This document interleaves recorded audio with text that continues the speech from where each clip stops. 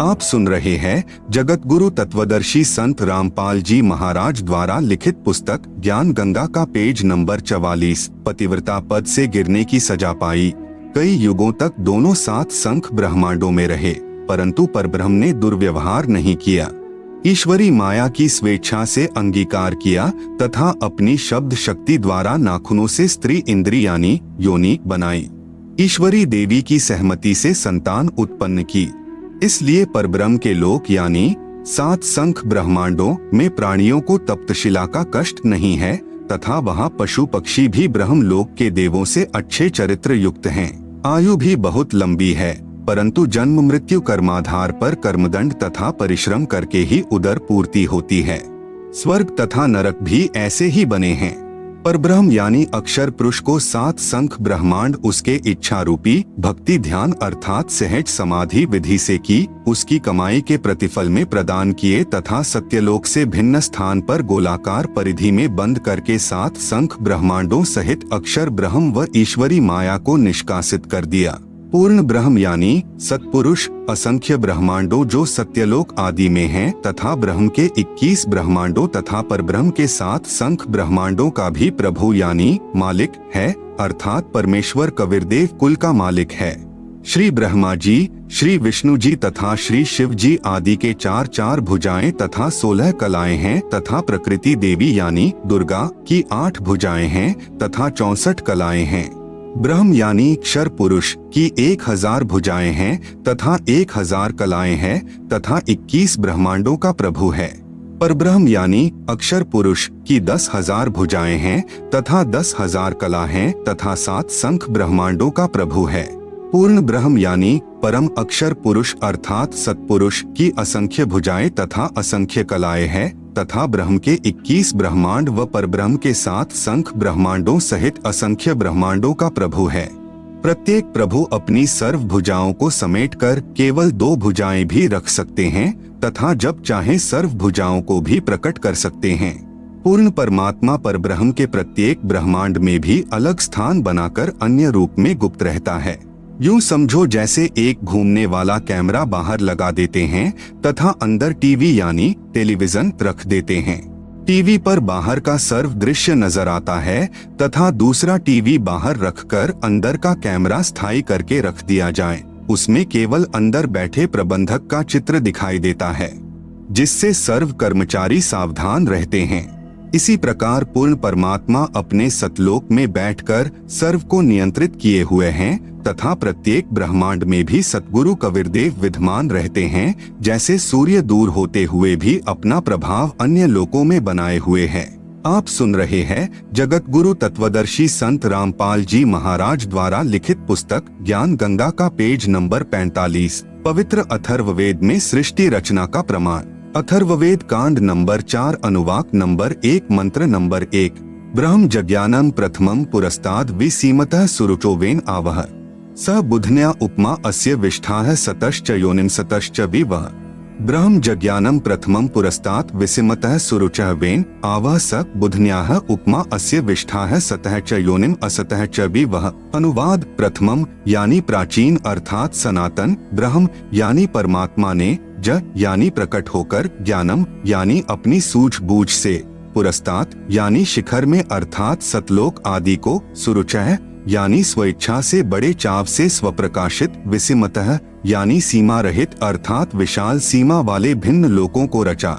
उस वेनः यानी जुलाहे ने ताने अर्थात कपड़े की तरह बुनकर, आवह यानी सुरक्षित किया, च यानी तथा, सह यानी वह पूर्ण ब्रह्म ही सर्व रचना करता है, अस्य यानी इसलिए उसी, बुधन्याः यानी मूल मालिक ने, योनिम यानी मूलस्थान सत्यलोक की रचना की है, अस्य यानी इसके, उपमा यानी सदृश अर्थात मिलते जुलते, सतह यानी अक्षर पुरुष अर्थात परब्रह्म के लोक कुछ स्थायी, च यानी तथा, असतः यानी क्षर पुरुष के अस्थायी लोक आदि, विवह यानी आवास स्थान भिन्न, विष्ठाः यानी स्थापित किए।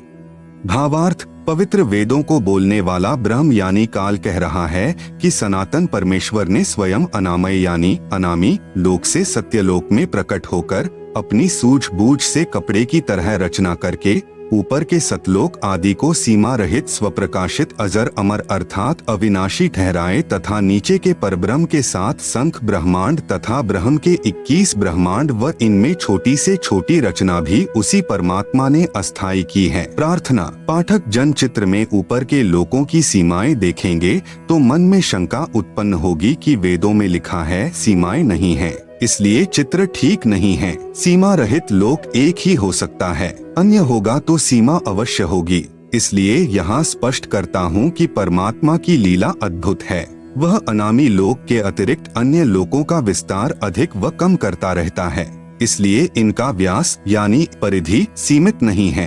अथर्ववेद कांड नंबर 4 अनुवाक नंबर 1 मंत्र नंबर 2। यम पितया राष्ट्रयत्वग्रे प्रथमाय जनुषे भुवनेष्ठा है तस्मा एतम सुरुचम हवार्मह्यम धर्मम श्रीणान्तु प्रथमाय धास्यवे। यम पितया राष्ट्री एतु अग्रे प्रथमाय जनुषे भुवनेष्ठाः तस्मा एतम सुरुचम हवार्मह्यम धर्मम श्रीणान्तु प्रथमाय धास्यवे। अनुवाद। यम यानी इसी, पितृया यानी जगत पिता परमेश्वर ने, एतु यानी इस, अग्रे यानी सर्वोत्तम, प्रथमाय यानी सर्व से पहली माया परानंदनी, राष्ट्री यानी राजेश्वरी शक्ति अर्थात पराशक्ति जिसके गुण को आकर्षण शक्ति भी कहते हैं, को जनुषे यानी उत्पन्न करके, भुवनेष्ठाः यानी लोक स्थापना की, तस्मा यानी उसी परमेश्वर ने, सुरुचम यानी बड़े चाव के साथ स्वेच्छा से, एतम यानी इस, प्रथमाय यानी प्रथम उत्पत्ति की शक्ति अर्थात पराशक्ति के द्वारा, हवार्मह्यम यानी एक दूसरे के वियोग को रोकने अर्थात आकर्षण शक्ति के, श्रीणान्तु यानी गुरुत्व आकर्षण को परमात्मा ने आदेश दिया सदा रहो उस कभी समाप्त न होने वाले, धर्मम यानी स्वभाव से, धास्यवे यानी धारण करके ताने अर्थात कपड़े की तरह बुनकर रोके हुए हैं। आप सुन रहे हैं जगत गुरु तत्वदर्शी संत रामपाल जी महाराज द्वारा लिखित पुस्तक ज्ञान गंगा का पेज नंबर 46। भावार्थ। जगत पिता परमेश्वर ने अपनी शब्द शक्ति से राष्ट्रीय अर्थात सबसे पहली माया राजेश्वरी उत्पन्न की तथा उसी पराशक्ति के द्वारा एक दूसरे को आकर्षण शक्ति से रोकने वाले कभी न समाप्त होने वाले गुण से उपरोक्त सर्व ब्रह्मांडों को स्थापित किया है। अथर्ववेद कांड नंबर 4 अनुवाक नंबर 1 मंत्र नंबर 3। प्रयोजगे विद्वानस्य बंधुर्विश्वा देवानाम जनिमा विवक्ति ब्रह्म ब्रह्मण उज्जभार मध्यान्निचरुच्चैः स्वधा अभिप्रतस्थ। प्रयोजगे विद्वानस्य बंधुः विश्वा देवानाम जनिमा विवक्ति ब्रह्म ब्रह्मण उज्जभार मध्यान्निचैः उच्चैः स्वधा अभिप्रतस्थ। अनुवाद। प्र यानी सर्वप्रथम, देवानाम यानी देवताओं व ब्रह्मांडों की, जगे यानी उत्पत्ति के ज्ञान को, विद्वानस्य यानी जिज्ञासु भक्त का, यह यानी जो, बंधुः यानी वास्तविक साथी अर्थात पूर्ण परमात्मा ही अपने निज सेवक को, जनिमा यानी अपने द्वारा सृजन किए हुए को, विवक्ति यानी स्वयं ही ठीक ठीक विस्तार पूर्वक बताता है कि, ब्रह्मणः यानी पूर्ण परमात्मा ने, मध्यात् यानी अपने मध्य से अर्थात शब्द शक्ति से, ब्रह्म है यानी ब्रह्मक्षर पुरुष अर्थात काल को, उज्जभार यानी उत्पन्न करके, विश्वा यानी सारे संसार को अर्थात सर्व लोकों को, उच्चैः यानी ऊपर सत्यलोक आदि, निचैः यानी नीचे परब्रह्म व ब्रह्म के यानी सर्व ब्रह्मांड, स्वधा यानी अपनी धारण करने वाली, अभियः यानी आकर्षण शक्ति से, प्रतस्थौ यानी दोनों को अच्छी प्रकार स्थित किया। भावार्थ। पूर्ण परमात्मा अपने द्वारा रची सृष्टि का ज्ञान तथा सर्व आत्माओं की उत्पत्ति का ज्ञान अपने निजी दास को स्वयं ही सही बताता है कि पूर्ण परमात्मा ने अपने मध्य अर्थात अपने शरीर से अपनी शब्द शक्ति के द्वारा ब्रह्म यानी शर पुरुष काल की उत्पत्ति की तथा सर्व ब्रह्मांडों को ऊपर सतलोक, अलखलोक, अगमलोक, अनामी लोक आदि तथा नीचे परब्रह्म के साथ संख ब्रह्मांड तथा ब्रह्म के 21 ब्रह्मांडों को अपनी धारण करने वाली आकर्षण शक्ति से ठहराया हुआ है। जैसे पूर्ण परमात्मा कबीर परमेश्वर यानी कबीरदेव ने अपने निजी सेवक अर्थात सखा श्री धर्मदास जी, आदरणीय गरीबदास जी आदि को अपने द्वारा रची सृष्टि का ज्ञान स्वयं ही बताया। उपरोक्त वेद मंत्र भी यही समर्थन कर रहा है। अथर्ववेद कांड नंबर 4 अनुवाक नंबर 1 मंत्र नंबर 4। स हि दिवः स पृथिव्या ऋतस्था मही क्षेमं रोदसी अकस्भायत महान मही अस्कभायत विजातः धाम सदम पार्थिवम च रजय। स हि दिवः स पृथिव्या ऋतस्था मही क्षेमं रोदसी अकस्भायत महान मही अस्कभायत विजातः धाम सदम पार्थिवम च रजय। अनुवाद: सह यानी उसी सर्वशक्तिमान परमात्मा ने, ही यानी निःसंदेह, दिवः यानी ऊपर के चारों दिव्य लोक जैसे सत्यलोक, अलख लोक, अगम लोक तथा अनामी अर्थात अकह लोक अर्थात दिव्य गुणों युक्त लोकों को ऋतस्था यानी सत्य स्थिर अर्थात अजर अमर रूप से स्थिर किए। स यानी उन्हीं के समान, पृथिव्या यानी नीचे के पृथ्वी वाले सर्व लोकों जैसे परब्रह्म के साथ शंख तथा ब्रह्म काल के 21 ब्रह्मांड। आप सुन रहे हैं जगत गुरु तत्वदर्शी संत रामपाल जी महाराज द्वारा लिखित पुस्तक ज्ञान गंगा का पेज नंबर 47। मही यानी पृथ्वी तत्व से, क्षेमम यानी सुरक्षा के साथ, अस्कभायत यानी ठहराया, रोदसी यानी आकाश तत्व तथा पृथ्वी तत्व दोनों से ऊपर नीचे के ब्रह्मांडों को जैसे आकाश एक सूक्ष्म तत्व है। आकाश का गुण शब्द है।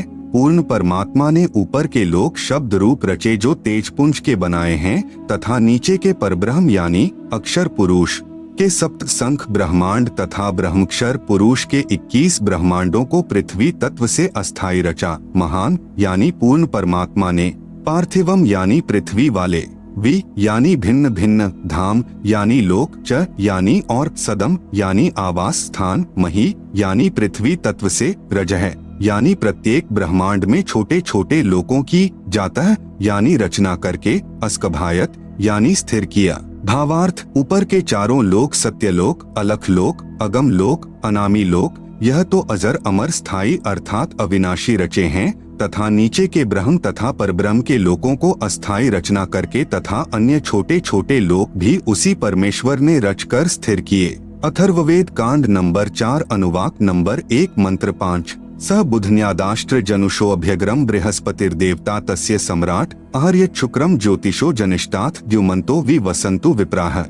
स बुधन्यात् आष्ट्र जनुषे अभि अग्रम बृहस्पतिः देवता तस्य सम्राट अह यत् शुक्रम ज्योतिषः जनिष्ठ अथ द्युमन्तः वि वसन्तु विप्राह।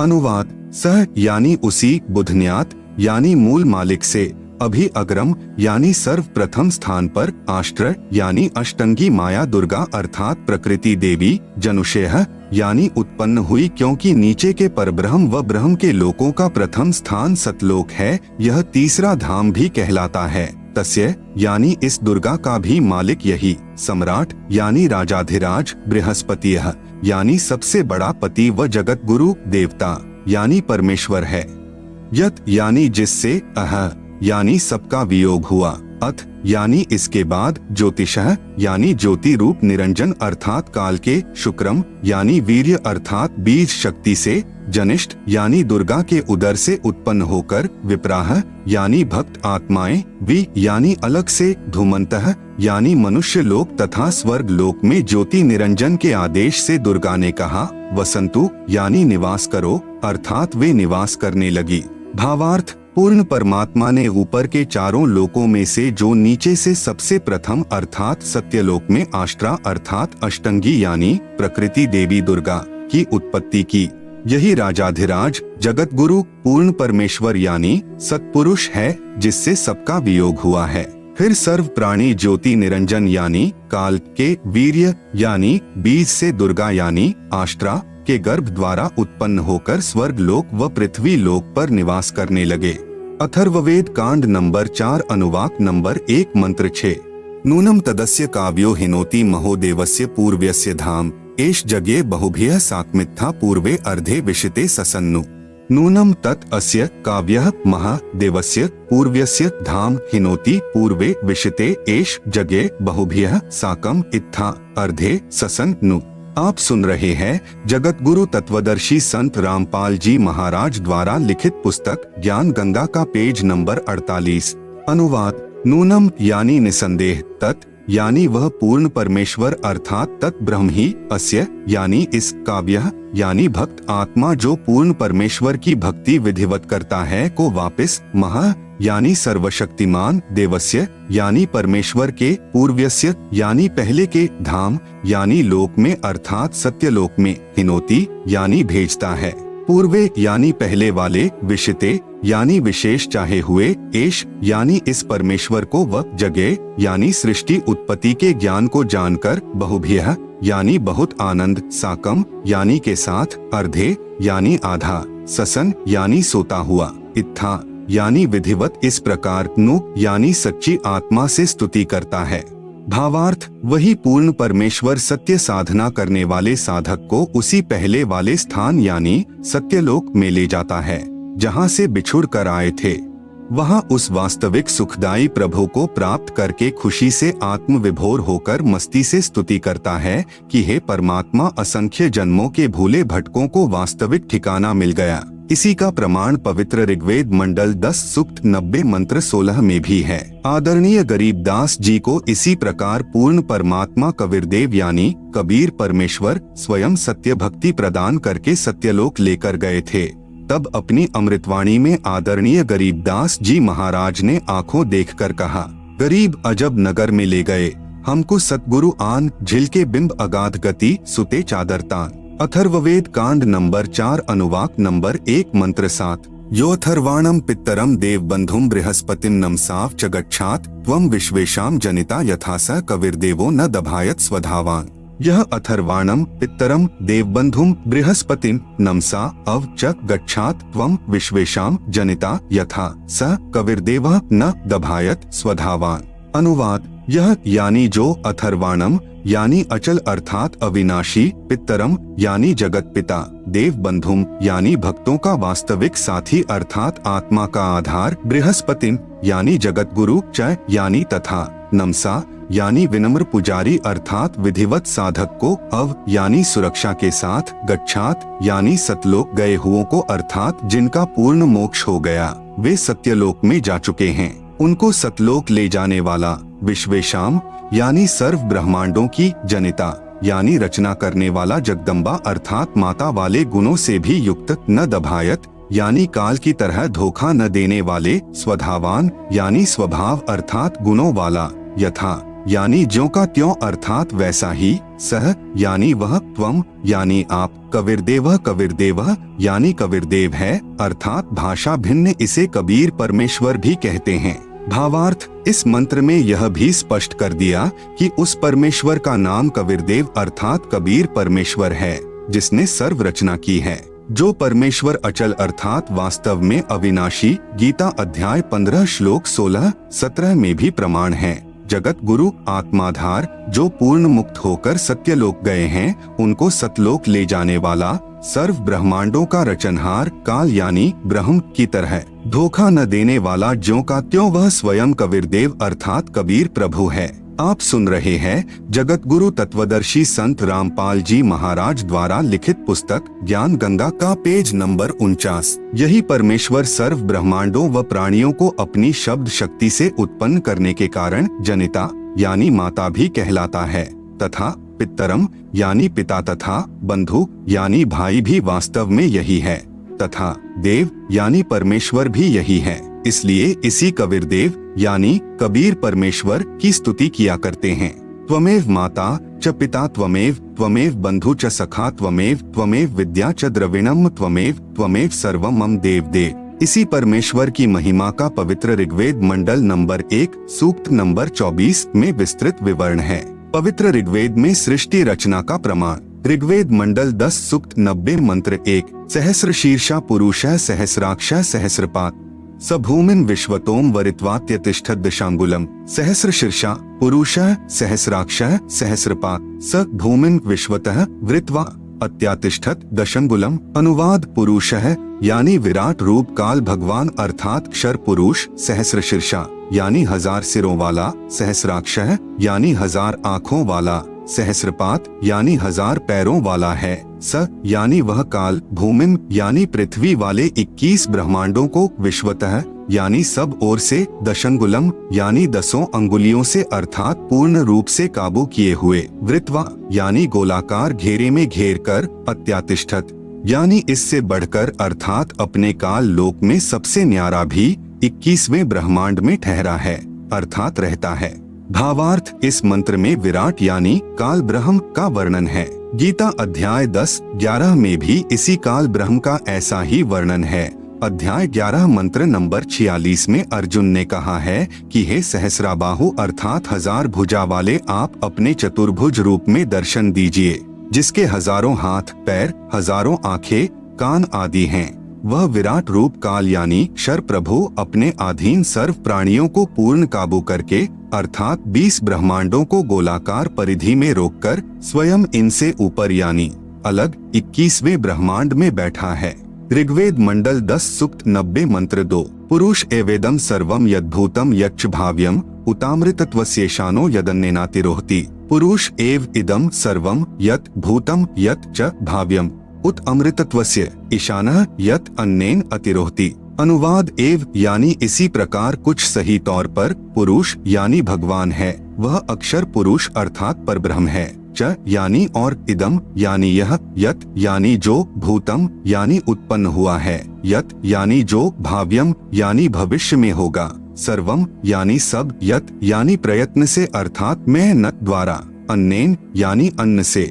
जगत गुरु तत्वदर्शी संत रामपाल जी महाराज द्वारा लिखित पुस्तक ज्ञान गंगा का पेज नंबर 50 पर ऊपर जड़ नीचे शाखा वाला उल्टा लटका हुआ संसार रूपी वृक्ष का चित्र दिया गया है, जिसे आप पुस्तक में देख सकते हैं।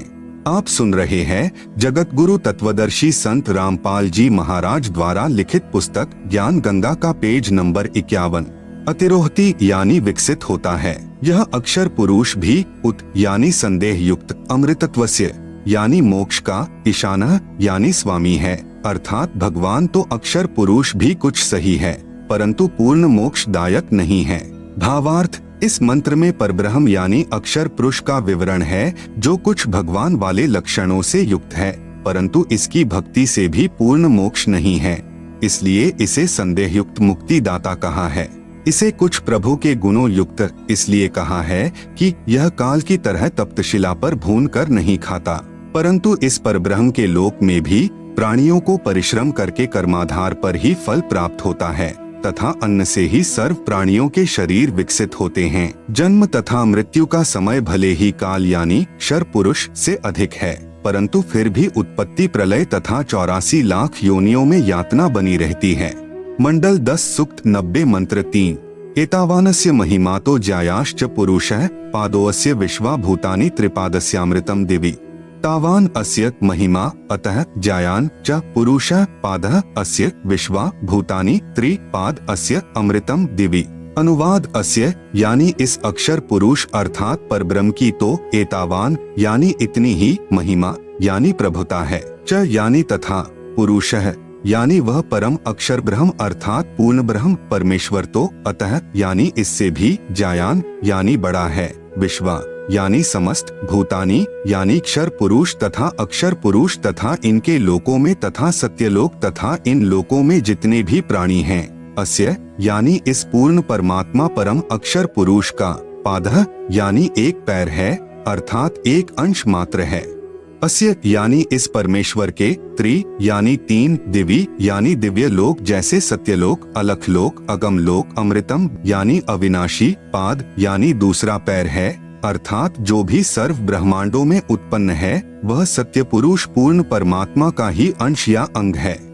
भावार्थ, इस ऊपर के मंत्र 2 में वर्णित अक्षर पुरुष यानी परब्रह्म की तो इतनी ही महिमा है तथा वह पूर्ण पुरुष कबीरदेव तो इससे भी बड़ा है, अर्थात सर्वशक्तिमान है तथा सर्व ब्रह्मांड उसी के अंश मात्र पर ठहरे हैं। इस मंत्र में 3 लोकों का वर्णन इसलिए है क्योंकि चौथा अनामी यानी अनामय लोक अन्य रचना से पहले का है।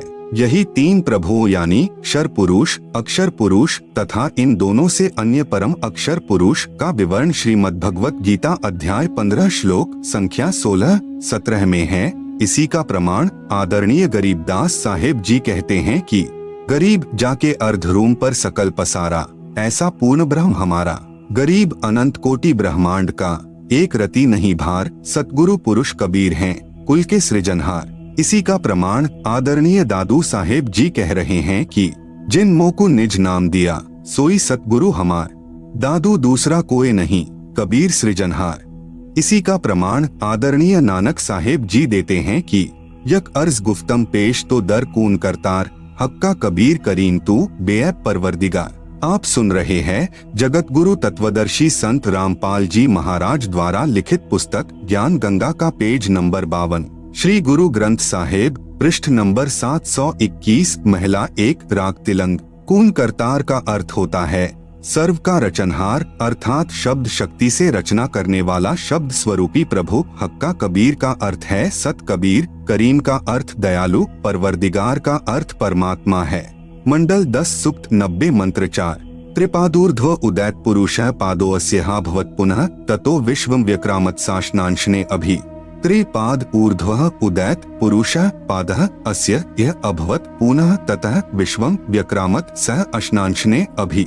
अनुवाद पुरुषः यानी यह परम अक्षर ब्रह्म अर्थात अविनाशी परमात्मा, ऊर्ध्वः यानी ऊपर, त्रि यानी 3 लोक जैसे सत्यलोक, अलख लोक, अगम लोक रूप, पाद यानी पैर अर्थात ऊपर के हिस्से में, उदैत यानी प्रकट होता है अर्थात विराजमान है, अस्य यानी इसी परमेश्वर पूर्ण ब्रह्म का, पादः यानी एक पैर अर्थात एक हिस्सा जगत रूप, पुनर् यानी फिर, इह यानी यहाँ, अभवत यानी प्रकट होता है, ततः यानी इसलिए, सह यानी वह अविनाशी पूर्ण परमात्मा, अशनांशने यानी खाने वाले काल अर्थात क्षर पुरुष व न खाने वाले, परब्रह्म अर्थात अक्षर पुरुष के भी, अभि यानी ऊपर, विश्वम यानी सर्वत्र, व्यक्रामत यानी व्याप्त है अर्थात उसकी प्रभुता सर्व ब्रह्मांडों व सर्व प्रभुओं पर है।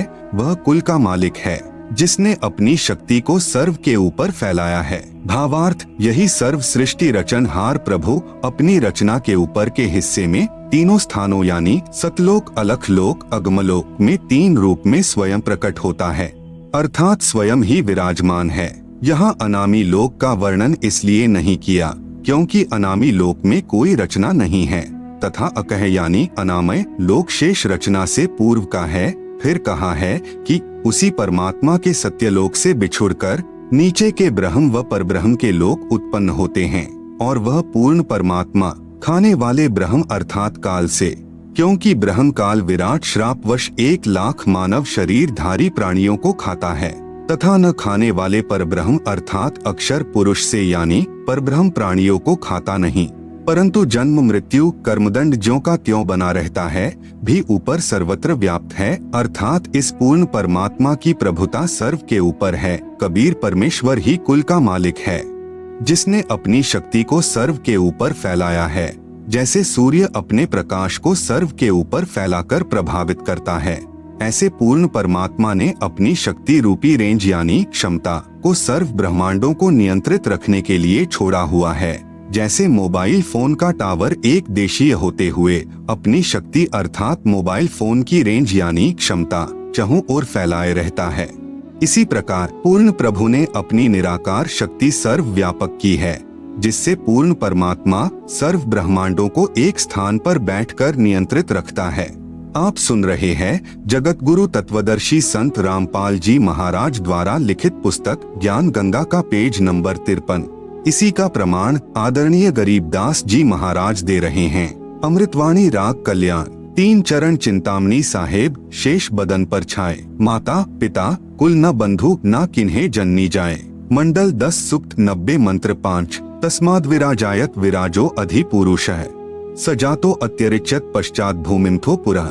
तस्मात् विराट अजायत विराजः अधि पुरुषः स जातः अत्यरिच्यत पश्चात भूमिम अथः पुरः। अनुवाद तस्मात यानी उसके पश्चात उस परमेश्वर सत्य पुरुष की शब्द शक्ति से, विराट यानी विराट अर्थात ब्रह्म जिसे क्षर पुरुष व काल भी कहते हैं, अजायत यानी उत्पन्न हुआ है, पश्चात यानी इसके बाद, विराजः यानी विराट पुरुष अर्थात काल भगवान से, अधि यानी बड़े, पुरुषः यानी परमेश्वर ने, भूमिम यानी पृथ्वी वाले लोक, काल ब्रह्म तथा परब्रह्म के लोक को, अत्यरिच्यत यानी अच्छी तरह रचा, अथः यानी फिर, पुरः यानी अन्य छोटे छोटे लोक, स यानी उस पूर्ण परमेश्वर ने ही, जातः यानी उत्पन्न किया अर्थात स्थापित किया।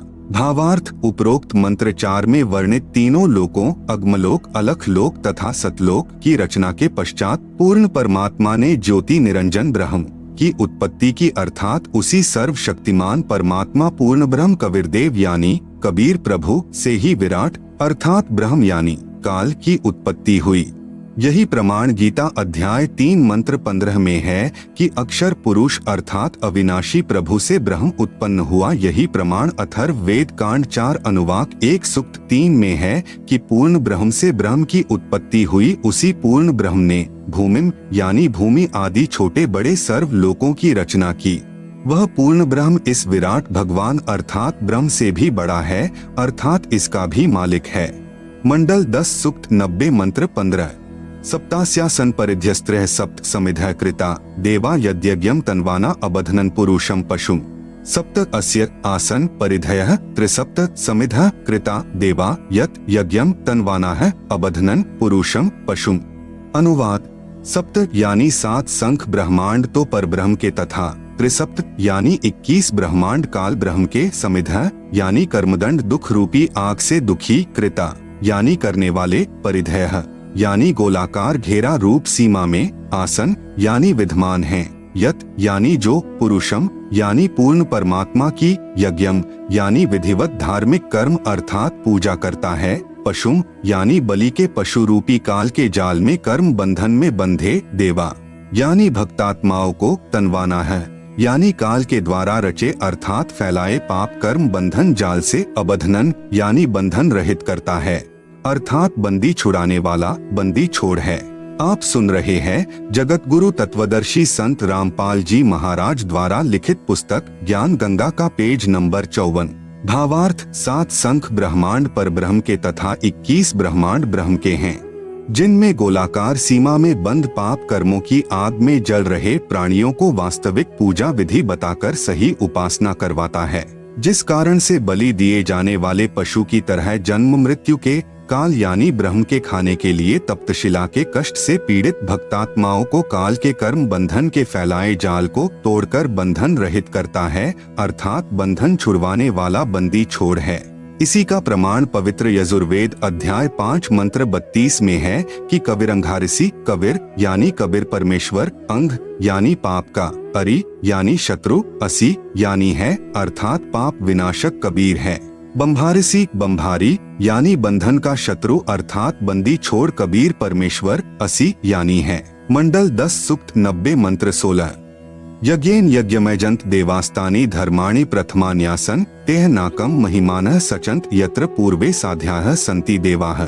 यज्ञेन अयज्ञम अयजंत देवाः तानि धर्माणि प्रथमानि आसन ते ह नाकम महिमान सचंत यत्र पूर्वे साध्याः सन्ति देवाः। अनुवाद: जो देवाः यानी निर्विकार देव स्वरूप भक्तात्माएं, अयज्ञम यानी अधूरी गलत धार्मिक पूजा के स्थान पर, यज्ञेन यानी सत्य भक्ति धार्मिक कर्म के आधार पर, अयजंत यानी पूजा करते हैं, तानी यानी वे, धर्माणी यानी धार्मिक शक्ति संपन्न, प्रथमानी यानी मुख्य अर्थात उत्तम, आसन यानी हैं, तेह यानी वे ही वास्तव में, महिमानः यानी महान भक्ति शक्ति युक्त होकर, साध्याः यानी सफल भक्त जन, नाकम यानी पूर्ण सुखदायक परमेश्वर को, सचंत यानी भक्ति निमित्त कारण अर्थात सतभक्ति की कमाई से प्राप्त होते हैं, वे वहां चले जाते हैं, यत्र यानी जहां पर, पूर्वे यानी पहले वाली सृष्टि के, देवाः यानी पाप रहित देव स्वरूप भक्त आत्माएं, संति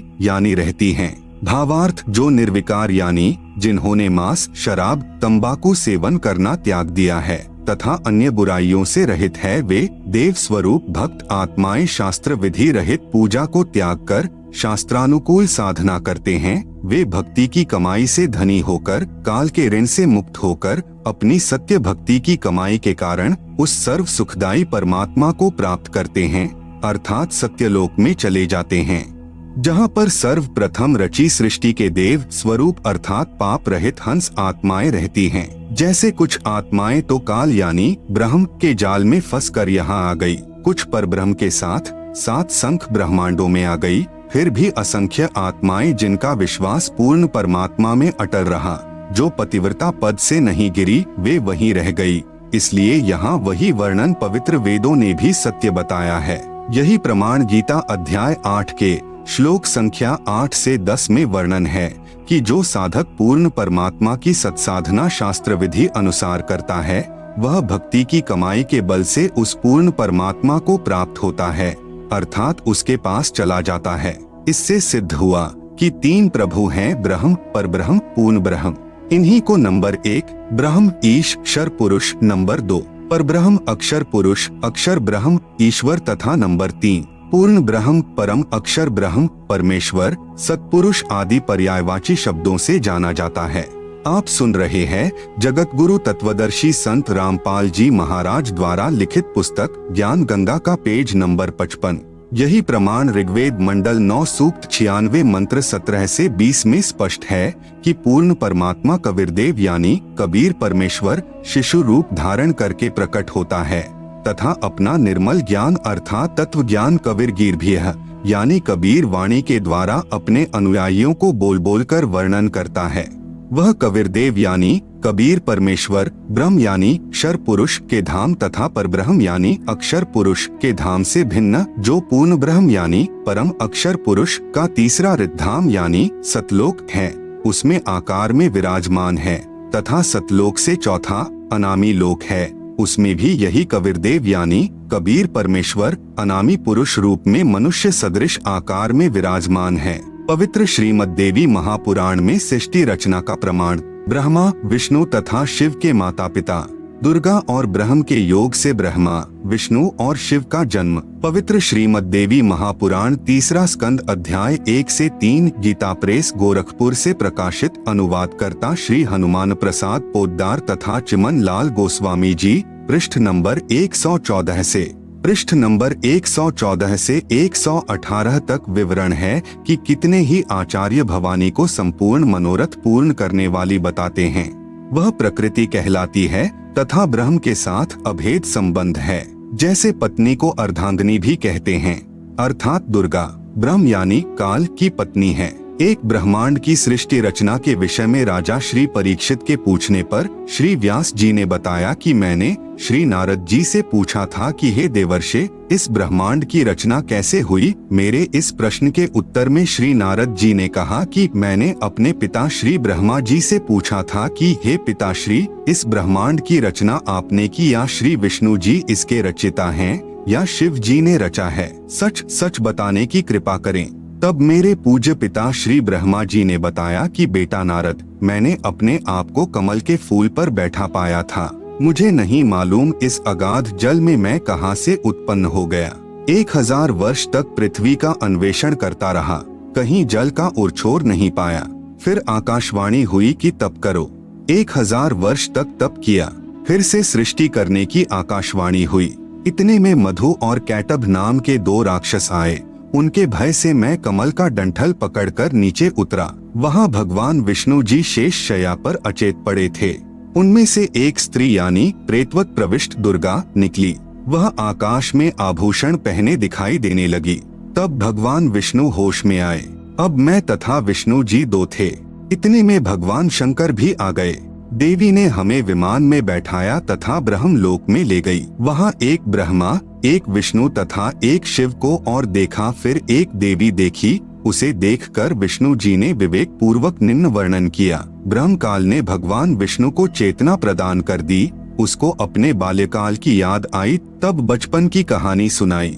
आप सुन रहे हैं जगत गुरु तत्वदर्शी संत रामपाल जी महाराज द्वारा लिखित पुस्तक ज्ञान गंगा का पेज नंबर 56 पृष्ठ नंबर 119 से 120 पर भगवान विष्णु जी ने श्री ब्रह्मा जी तथा श्री शिव जी से कहा कि यह हम तीनों की माता है।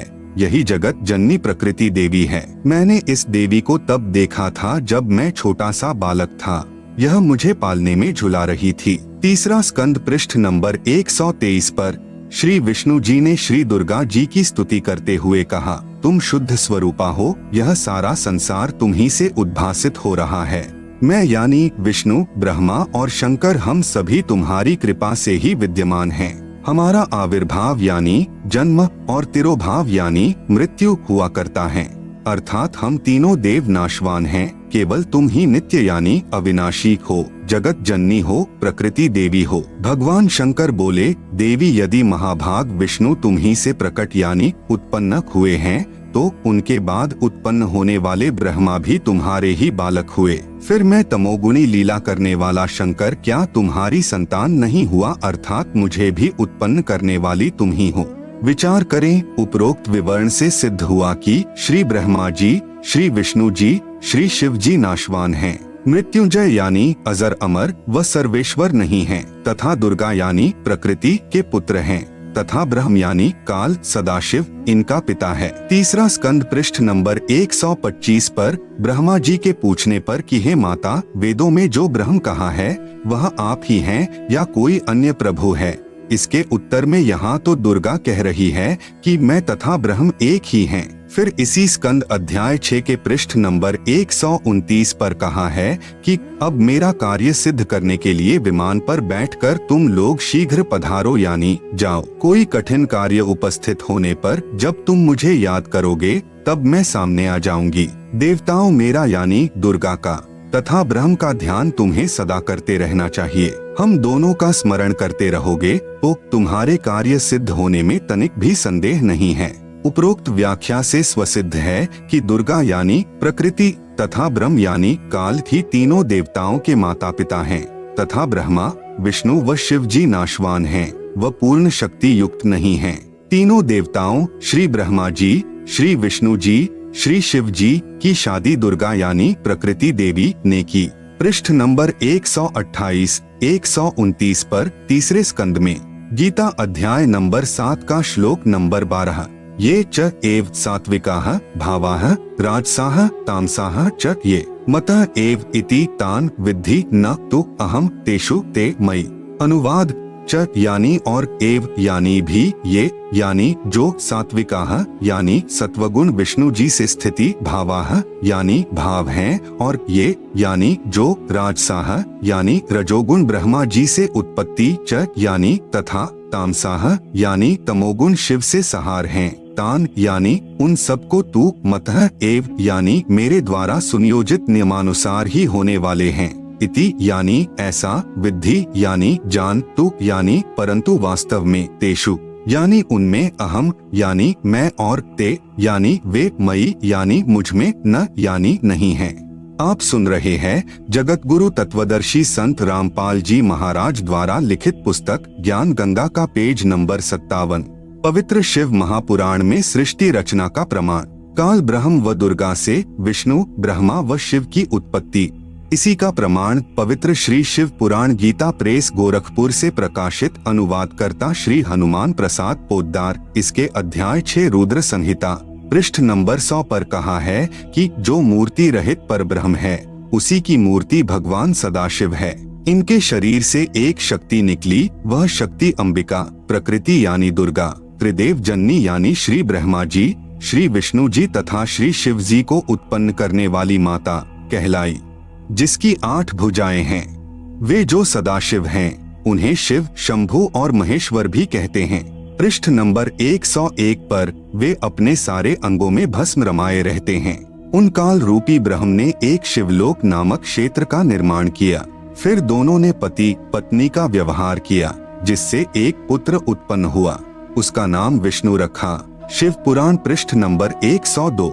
फिर रुद्र संहिता अध्याय नंबर 7 पृष्ठ नंबर 103 पर ब्रह्मा जी ने कहा कि मेरी उत्पत्ति भी भगवान सदाशिव यानी ब्रह्म, काल तथा प्रकृति यानी दुर्गा के संयोग से अर्थात पति पत्नी के व्यवहार से ही हुई। फिर मुझे बेहोश कर दिया। फिर रुद्र संहिता अध्याय नंबर 9 पृष्ठ नंबर 110 पर कहा है कि इस प्रकार ब्रह्मा, विष्णु तथा रुद्र इन तीनों देवताओं में गुण हैं, परंतु शिव यानी काल ब्रह्म गुणातीत माने गए हैं। यहाँ पर 4 सिद्ध हुए अर्थात सदाशिव यानी काल ब्रह्म व प्रकृति यानी दुर्गा से ही ब्रह्मा, विष्णु तथा शिव उत्पन्न हुए हैं। तीनों भगवानों श्री ब्रह्मा जी, श्री विष्णु जी तथा श्री शिव जी की माता जी श्री दुर्गा जी तथा पिता जी श्री ज्योति निरंजन यानी ब्रह्म है।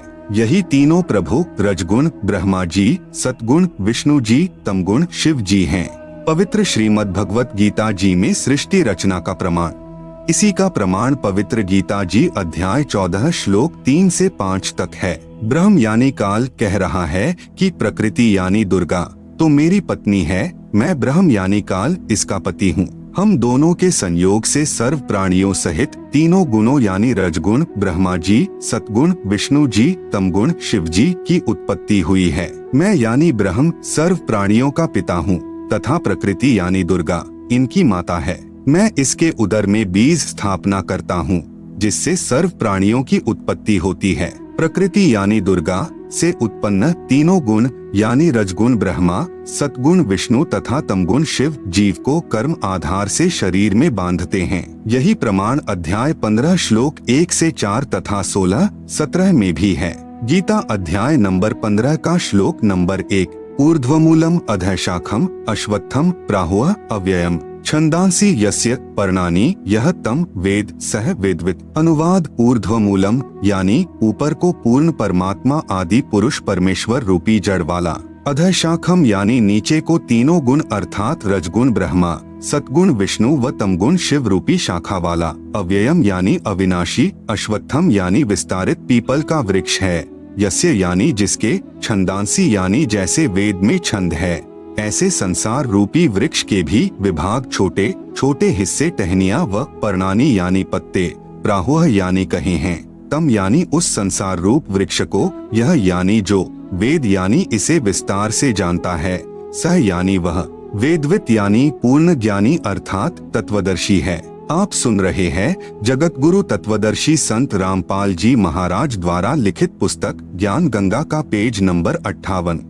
गीता अध्याय नंबर 15 का श्लोक नंबर 2, अधः च ऊर्ध्वं प्रसृताः तस्य शाखाः गुण प्रवृद्धाः विश्व प्रवालाः अधः च मूलानि अनुसंततानि कर्मानुबंधीनि मनुष्यलोके। अनुवाद तस्य यानी उस वृक्ष की, अधः यानी नीचे, च यानी और ऊर्ध्वम यानी ऊपर, गुण प्रवृद्धाः यानी तीनों गुणों ब्रह्मा, रजगुण विष्णु सतगुण शिव तमगुण रूपी, प्रसृता यानी फैली हुई, विश्व प्रवाला है यानी विकार काम क्रोध मोह लोभ अहंकार रूपी कोपल, शाखा है यानी डाली ब्रह्मा विष्णु शिव, कर्मानुबंधीनी यानी जीव को कर्मों में बांधने की, मूलानी यानी जड़े अर्थात मुख्य कारण हैं, च यानी तथा, मनुष्यलोके यानी मनुष्यलोक अर्थात पृथ्वी लोक में, अधः यानी नीचे नरक 84 लाख जूनियों में, ऊर्ध्वम यानी ऊपर स्वर्ग लोक आदि में, अनुसंततानी यानी व्यवस्थित किए हुए हैं।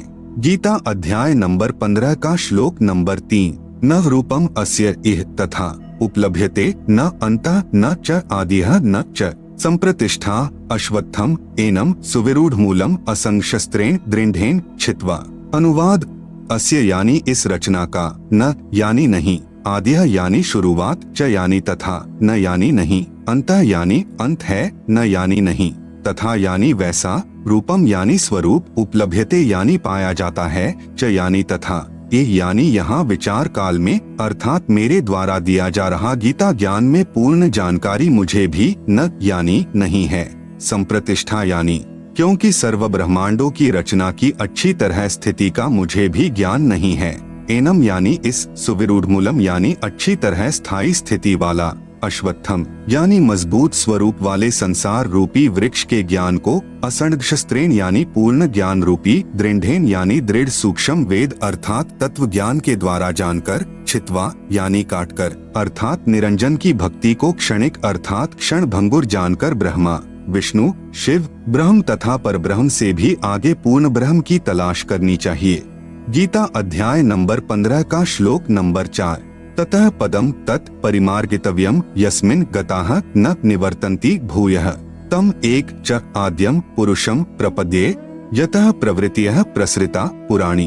अनुवाद जब तत्वदर्शी संत मिल जाए, ततः यानी इसके पश्चात, तत् यानी उस परमात्मा के, पदम यानी पद स्थान अर्थात सतलोक को, परिमार्गितव्यम यानी भली भांति खोजना चाहिए, यस्मिन यानी जिसमें, गताः यानी गए हुए साधक, भूयः यानी फिर, न निवर्तन्ति यानी लौटकर संसार में नहीं आते, च यानी और, यतः यानी जिस परमात्मा परम अक्षर ब्रह्म से, पुराणी यानी आदि, प्रवृत्तिः यानी रचना सृष्टि, प्रसृता यानी उत्पन्न हुई है, तम यानी अज्ञात, आधम यानी आदि यम अर्थात मैं काल निरंजन, पुरुषम यानी पूर्ण परमात्मा की, एव यानी ही, प्रपद्ये यानी मैं शरण में हूँ तथा उसी की पूजा करता हूँ।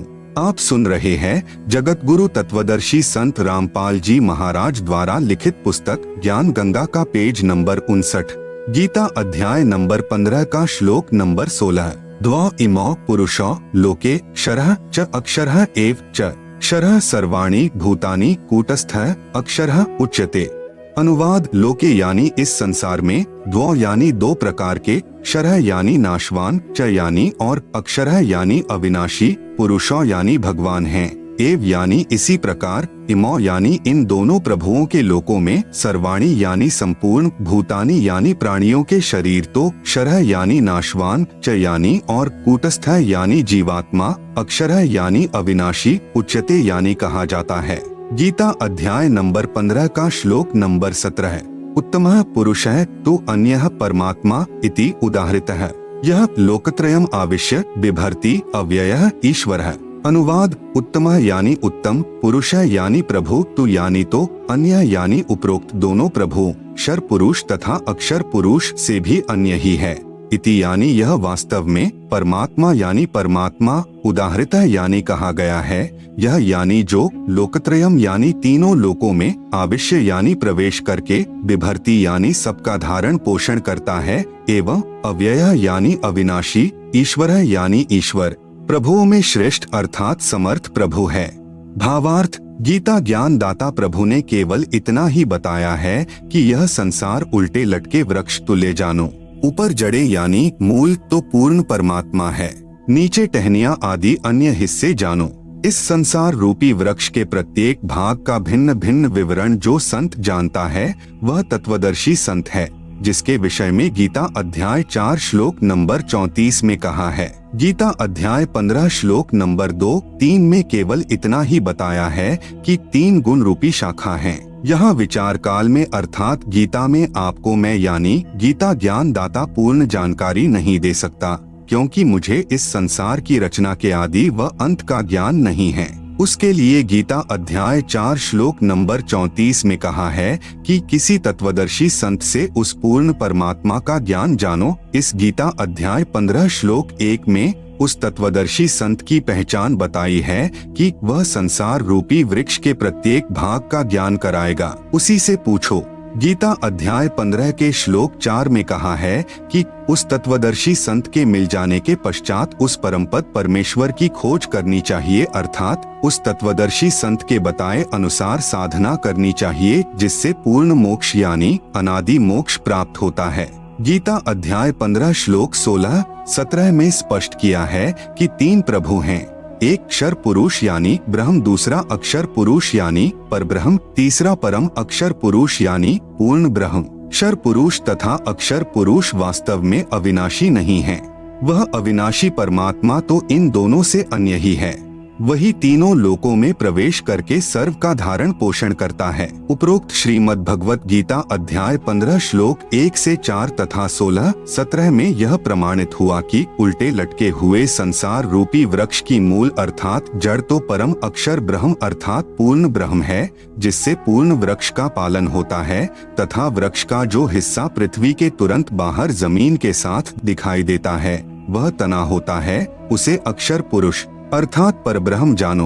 आप सुन रहे हैं जगत गुरु तत्वदर्शी संत रामपाल जी महाराज द्वारा लिखित पुस्तक ज्ञान गंगा का पेज नंबर 60।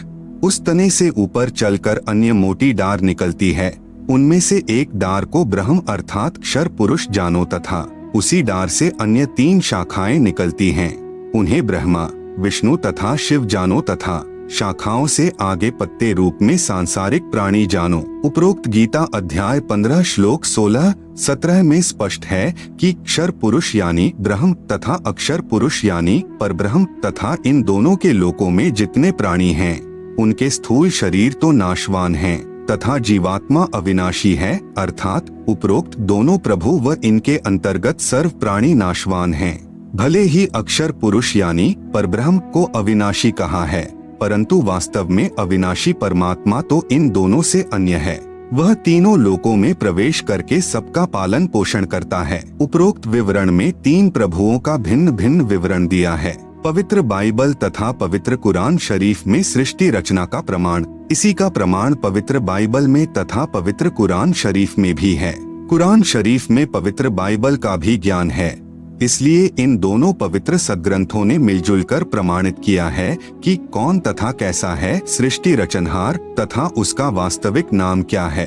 पवित्र बाइबल उत्पत्ति ग्रंथ पृष्ठ नंबर 2 पर चैप्टर 1 वर्सेस 20, चैप्टर 2 वर्सेस 5 पर 6वां दिन प्राणी और मनुष्य अन्य प्राणियों की रचना करके 26 फिर परमेश्वर ने कहा, हम मनुष्य को अपने स्वरूप के अनुसार अपनी समानता में बनाएं, जो सर्व प्राणियों को काबू रखेगा। 27 तब परमेश्वर ने मनुष्य को अपने स्वरूप के अनुसार उत्पन्न किया, अपने ही स्वरूप के अनुसार परमेश्वर ने उसको उत्पन्न किया, नर और नारी करके मनुष्यों की सृष्टि की।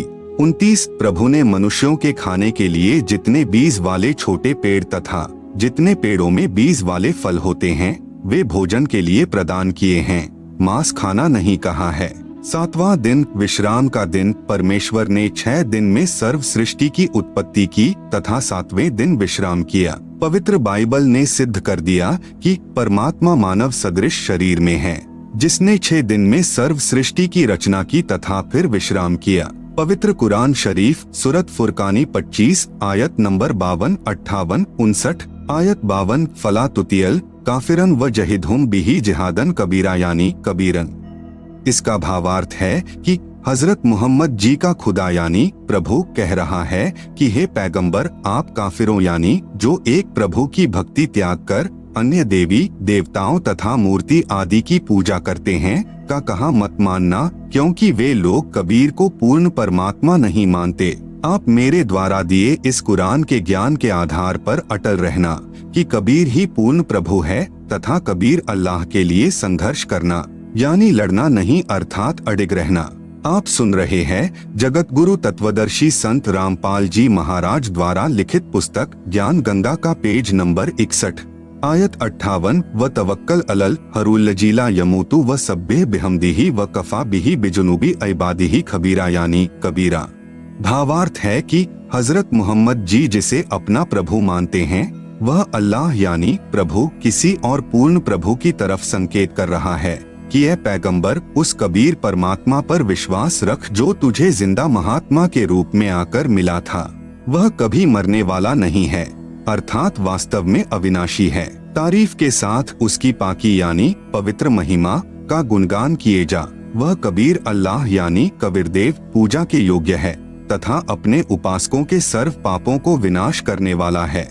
आयत 59 अलजी खलक समावाती वलर्ज वमा बैनहुमा फी सित्तती अयामिन सुम्मस्तवा अल्लर्शी अर्रहमानु फसल बिही खबीरन यानी कबीरन।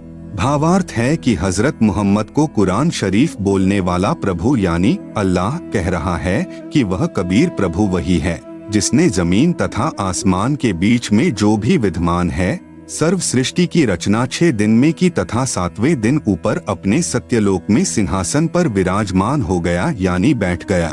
उसके विषय में जानकारी किसी बाखबर यानी तत्वदर्शी संत से पूछो। उस पूर्ण परमात्मा की प्राप्ति कैसे होगी तथा वास्तविक ज्ञान तो किसी तत्वदर्शी संत यानी बाखबर से पूछो, मैं नहीं जानता। उपरोक्त दोनों पवित्र धर्मों यानी ईसाई तथा मुसलमान के पवित्र शास्त्रों ने भी मिलजुल कर प्रमाणित कर दिया कि सर्व सृष्टि रचनहार, सर्व पाप विनाशक, सर्व शक्तिमान अविनाशी परमात्मा मानव सदृश शरीर में आकार में है तथा सत्यलोक में रहता है। उसका नाम कबीर है, उसी को अल्लाहु अकबिरू भी कहते हैं। आदरणीय धर्मदास जी ने पूज्य कबीर प्रभु से पूछा कि हे सर्वशक्तिमान, आज तक यह तत्व ज्ञान किसी ने नहीं बताया, वेदों के मर्मज्ञ ज्ञानियों ने भी नहीं बताया। इससे सिद्ध है कि चारों पवित्र वेद तथा चारों पवित्र कतेब यानी कुरान शरीफ आदि झूठे हैं। पूर्ण परमात्मा ने कहा, कबीर वेद कतेब झूठे नहीं भाई, झूठे हैं जो समझे नहीं। भावार्थ है कि चारों पवित्र वेद ऋग्वेद, अथर्ववेद, यजुर्वेद, सामवेद तथा पवित्र चारों कतेब कुरान शरीफ, जबूर, तौरात, इंजिल गलत नहीं हैं, परंतु जो इनको नहीं समझ पाए वे नादान हैं। पूज्य कबीर परमेश्वर यानी कबीर देव जी की अमृतवाणी में सृष्टि रचना विशेष निम्न अमृतवाणी सन 1403 से। जब पूज्य कबीर देव कबीर परमेश्वर लीलामय शरीर में 5 वर्ष के हुए सन 1518, जब कबीर देव यानी कबीर परमेश्वर मगहर स्थान से सशरीर सतलोक गए के बीच में लगभग 600 वर्ष पूर्व परम पूज्य कबीर परमेश्वर यानी कबीरदेव जी द्वारा अपने निजी सेवक यानी दास भक्त आदरणीय धर्मदास साहेब जी को सुनाई थी।